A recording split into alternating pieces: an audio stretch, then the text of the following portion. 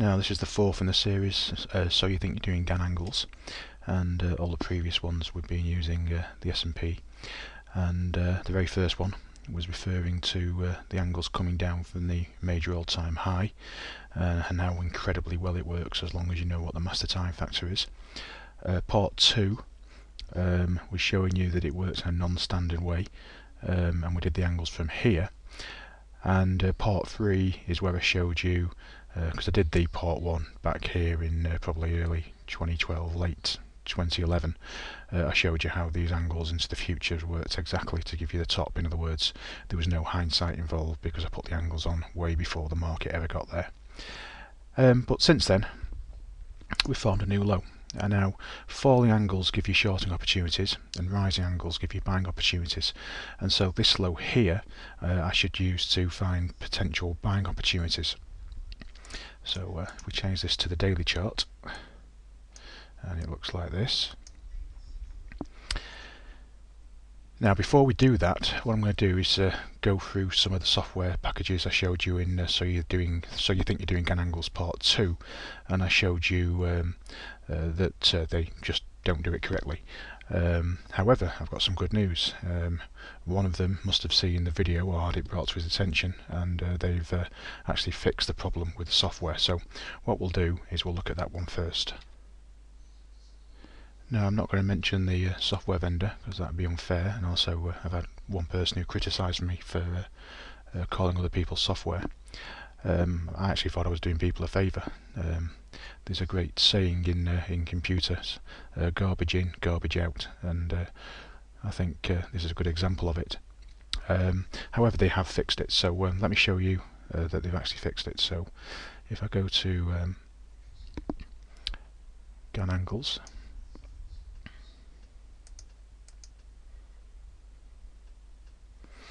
and they call it a Gann fan, and what I did in the So You Think You're Doing Gann Angles, I think it was part 1, what we did was we put an angle and we lined up the 1 by 1 as a trend line with the first top, which was made here, and then you got these lines on into the future. And what I showed you is that by zooming in and zooming out, that basically the angles moved into different positions relative to the prices. But what you can see now is they've actually fixed that problem, and it actually keeps the angle in the same position relative to the price, which is good. The problem is that those angles are a complete load of rubbish and have got nothing to do with how the actual item actually works. But it isn't actually still working correctly, really. If you take, say, this 3 by 1 here, you can see that it gives you, it's close to this high here. Now if we change this to a daily chart,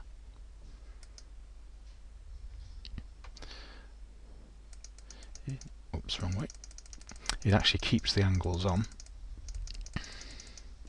But when we change to this daily chart, I'm going to go back a bit further, what you'll find is that this 3 by 1 on the weekly chart gave you the top that was made here. In fact, it broke it slightly, but now you can see that it's in a completely different position, and it gives you this top here.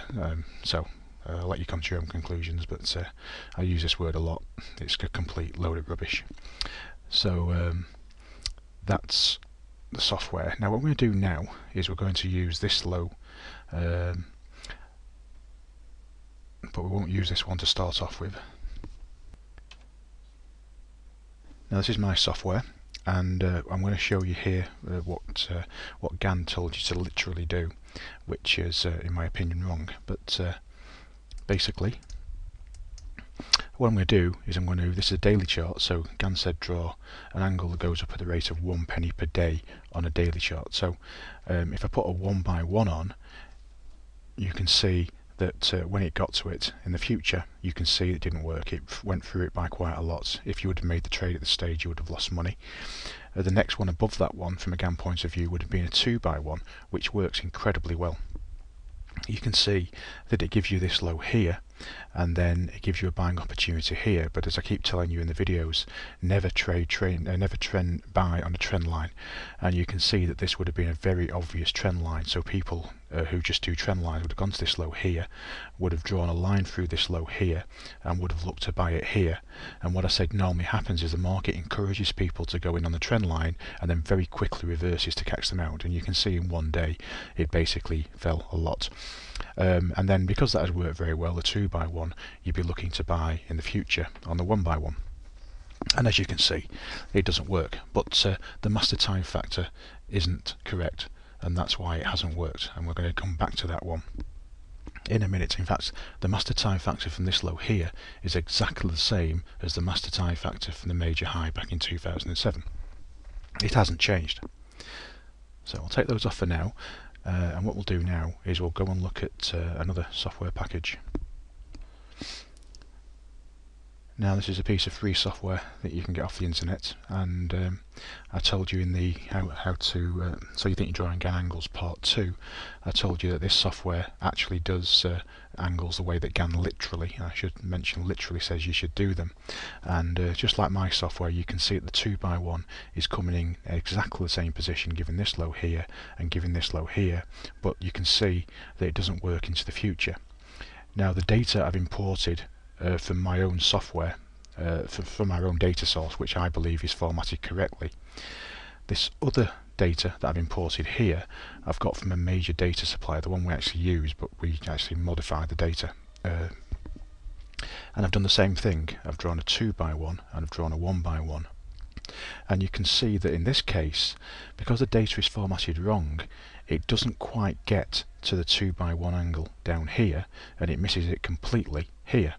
And in fact the 1x1 is a little bit lower into the future, but again that's broken it by quite a lot, and that would put you off trading it. It's great with hindsight, anybody can see it's worked with the benefit of hindsight, but that's how important having the correct data is. If it isn't correct, all this just won't work. So this software actually does what Gann literally says, and I have no problem with that.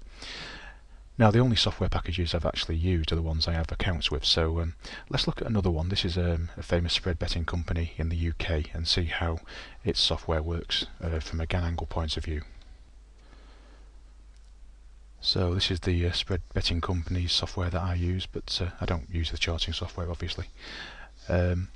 But this one is pretty dodgy, because actually what it does is it actually puts in a spread on this daily chart for Sundays, and so it doesn't do anything for Saturday. So in effect you've got 6 days in a week, so that really screws up the data, and angles just won't work anyway. But the software that they use, again in my humble opinion, is just complete rubbish. So let's put a Gann fan on this one. So if we pick the option, this is the Gann fan, and you get this line that appears, and then we line it up with the low, which is there, and then oops, if I can get it in the right place, which is there, and then you can move this around. So we'll do what we did before. You can see it says degrees, but as I said earlier in other videos, it has nothing to do with degrees. But we'll line it up with the first reaction like we did on the other software packages, and you can see that this is lined up now with there. You can see that it is coming in a completely different position to give you this low that it did on the other software packages, and the reason for that is because it's adding an extra spread in for every Sunday, so you're getting an extra day. So that's in effect a 1x1, and in fact the 2x1 actually works quite well, but that just happens to be random because you've added an extra day for as a Sunday, which obviously isn't a trading day. So slightly dodgy as far as I'm concerned, but that's a Gann fan using this software. However, watch what happens when I zoom in and zoom out. When I zoom in, notice that angle has now moved completely to a completely different position, and so is this one. If we zoom in again, it's in a completely different position. If I zoom in again, it's in a completely different position, and you can just see, depending on which period of time and how close the prices were zoomed in, you can see that it's in a completely different position. In fact, I didn't have quite the right low. It should actually be there, unless it moved itself, of course. And if we line that up,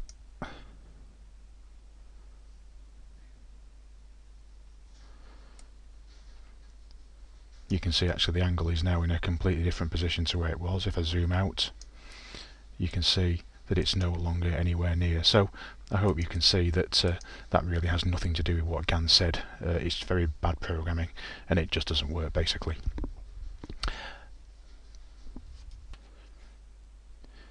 Now all those software packages I've just shown you, apart from the one that said works, are all based on setting a trend line. In other words, getting this low. So if we go to this low here, you would line up the Gann fan with this low here, then it would spread out.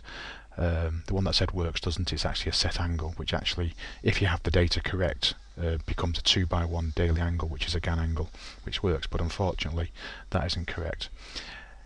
Now the software here gives you an option to find out what the closest angle is between 2 points, so that's where I'm doing it from. In my software, if you left click, you've got an option called auto angles, and you get all this stuff here, which means something to me.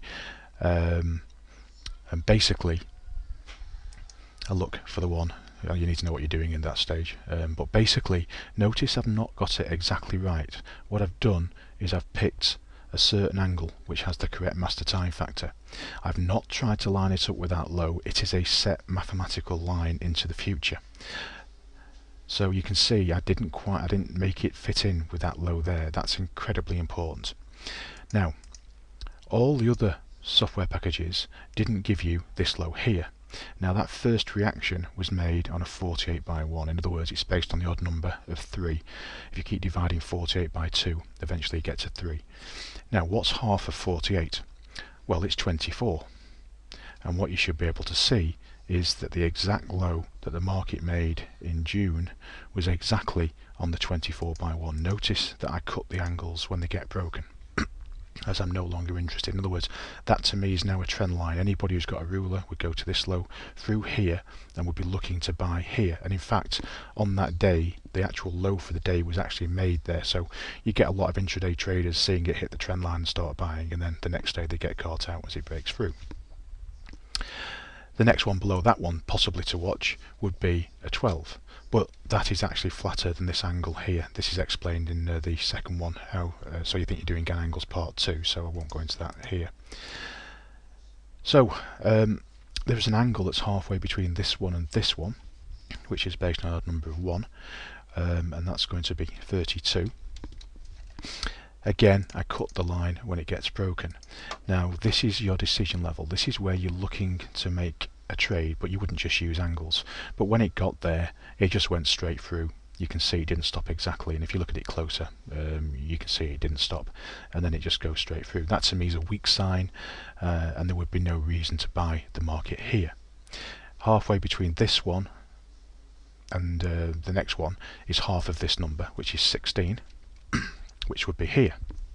And you can see that it doesn't give the market going up here, but it's an angle that I would be watching in the future for potential buying opportunity.